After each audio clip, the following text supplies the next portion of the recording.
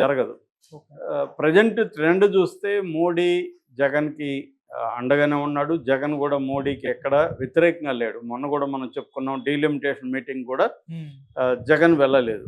So ఆ రకంగా తీసుకున్నప్పుడు నేను అనుకోవడం ఇమీడియట్‌గా అయితే ఈడీ రంగంలో దిగి జగన్‌ని అరెస్ట్ చేయడం ఇంకోటి చేయదు. ఉన్న కేసులే ముందుకెళ్ళట్లేదు జగన్‌ది. మనం చూస్తున్నాం కదా! 12 ఏళ్లుగా జగన్ బెయిల్ మీద ఉండడం అనేది దేశంలోనే విచిత్రమైన వ్యవహారం. అది ముందుకు వెళ్ళదు, వెనక్కి వెళ్ళదు ఆ కేసు. దాని మీద ఆల్రెడీ హైకోర్టు కూడా సిబిఐ కోర్టుకి దీన్ని రోజువారీ విచారణ జరిపించమని చెప్పింది. కాబట్టి ఇది అంత జరుగుతుందా లేదో తెలీదు. ఆల్రెడీ ఇక్కడ సిఐడి ఈ సిట్ ఇప్పటివరకు ఏం తేల్చిందో కూడా తెలీదు. అంటే జగన్‌ది అలా అంటే అసలే కేసులు పెట్టకపోతే బాగుండదు, మనం ఆరోపణలు చేయకపోతే బాగుండదు అన్నట్టుగా చేస్తున్నారా?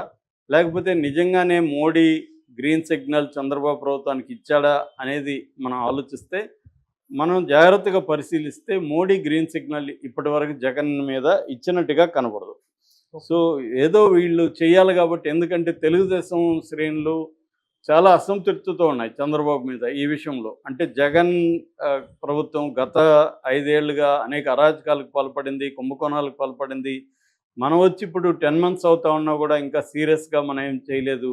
ఏదో పోసాని కృష్ణమురళి లేకపోతే వంశీ ఇలాంటి వాళ్ళని అరెస్ట్ చేసి ఆనందిస్తున్నాం తప్ప జగన్ ఎందుకు ఇప్పటివరకు తాకట్లేదు. ఇప్పుడు సిఐడి సరిపోదా? మళ్ళీ ఎందుకు సిట్ వేశారు? సిఐడి సీరియస్‌గా అనుకుంటే సిఐడి కేసులు పెట్టచ్చు. మోడీ ప్రభుత్వం ఈయన మీద డిపెండ్ అయ్యి చంద్రబాబు మీద డిపెండ్ అయింది కాబట్టి ఈడీని అడిగితే మోడీ ఇవ్వడా, ఇస్తాడు కదా అన్న విమర్శలు ఉన్నాయి. కానీ ఇక్కడ రాజకీయాలు అంత సింపుల్గా ఉండవు. చాలా కాంప్లెక్స్ వ్యవహారాలు ఉంటాయి. మోడీకి కూడా అనేక వ్యూహాలు ఉంటాయి. ఇక్కడ చంద్రబాబు చెప్పిందంతా మోడీ చేస్తాడని అనుకుంటే అంతకంత మూర్ఖత్వం లేదు. చంద్రబాబు కూడా ప్రతిదాన్ని పట్టుబట్టే పరిస్థితిలో లేడు. రెండోది టైమింగ్ ఇంపార్టెంట్. రాజకీయాల్లో ఏంటంటే ఎప్పుడు ఎవరిని అరెస్ట్ చేయాలి, చేస్తే లాభం ఏంటి, నష్టమే. ఇప్పుడు చాలామంది ఆశావాహులు ఉన్నారు. సో ఉన్నవేమో 6 ఖాళీలు. 6లో మళ్ళీ బీసీ, ఎస్సీ, ముస్లిము, మహిళ ఇవన్నీ చూసుకోవాలి. సో ఈ యాంగిల్లో నిన్న కేసీ వేణుగోపాల్ కాంగ్రెస్ నాయకుడు వాళ్ళ ఇంట్లో నిన్న సమావేశం జరిగిందని చెప్తున్నారు. దీనికి ఇక్కడ డిప్యూటీ సీఎం మల్లు భట్టి విక్రమార్క, తర్వాత పిసిసి ప్రెసిడెంట్ మహేష్ కుమార్ గౌడ్ వీళ్ళంతా కూడా హాజరయ్యారు. నిన్న వాళ్ళు డిసైడ్ అయినట్టుగా చెప్తున్నారు. అదేంటంటే ఇద్దరికి బీసీలకు ఇవ్వాలి, ఒకరికి రెడ్డికి ఇవ్వాలి, ఒక ముస్లిము, ఒక ఎస్సీ ఈ కేటగిరీలో ఇవ్వాలని డిసైడ్ అయ్యారు. బీసీల్లో ఇప్పటికీ మనకు 2 పేర్లు వినిపిస్తున్నాయి. ఒకటి మక్తల్ ఎమ్మెల్యే వాకిటి శ్రీహరి, తర్వాత వేములపాడు ఎమ్మెల్యే ఆది శ్రీనివాస్. వీళ్ళిద్దరికి బీసీ కేటగిరీలో మంత్రి శాఖలు వస్తాయని చెప్తున్నారు. అలాగే ఎస్సీ దీంట్లో ఎమ్మెల్యే చెన్నూరు ఎమ్మెల్యే వివేక్ వెంకటస్వామి కొడుకు వివేక్కి ఇస్తారని చెప్తున్నారు.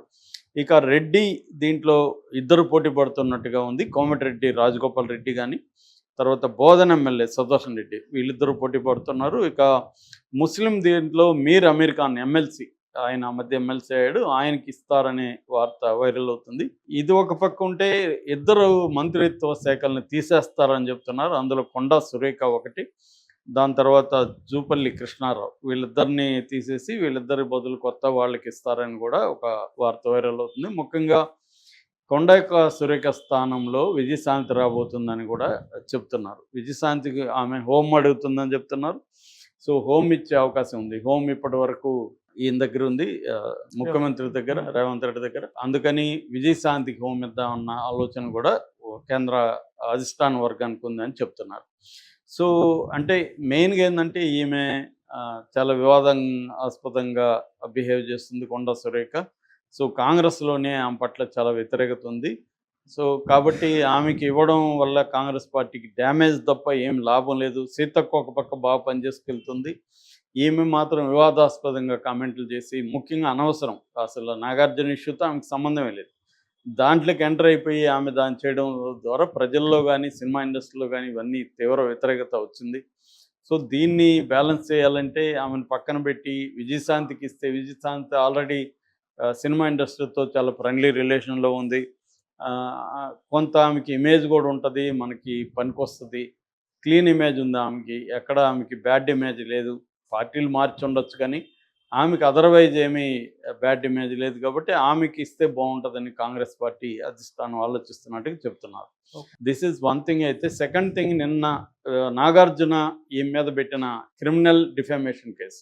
నేను చాలాసార్లు చెప్పాను, డిఫామేషన్లో 2 రకాలు ఉంటాయి: civil defamation, criminal defamation. Civil డిఫామేషన్లో ఏంటంటే నష్టపరిహారం, పరువుకి నష్టపరిహారం. నా పరువు తీశారు కాబట్టి నష్టపరిహారం 100 కోట్లు కట్టాలో లేకపోతే 10 కోట్లు కట్టాలి, ఏదో ఒకటి వేస్తారు. అది డబ్బుల్ని మాత్రమే కట్టించడం మీద మాత్రం ఉంటుంది. క్రిమినల్ డిఫామేషన్, క్రిమినల్ ఏంటంటే డబ్బులు మాకేం అవసరం లేదు, ఆమె చేసింది క్రైమ్ కాబట్టి ఆమె కానీ అతను కానీ నిర్ణయం తీసుకోమని అరెస్ట్ చేసి కేసు పెట్టమని అడగడం అనమాట. మనకి మామూలుగా మన చిరంజీవి విషయంలో జీవిత రాజశేఖర్కి 6 నెలలు అప్పుడు జైలు శిక్ష పడింది. దాని తర్వాత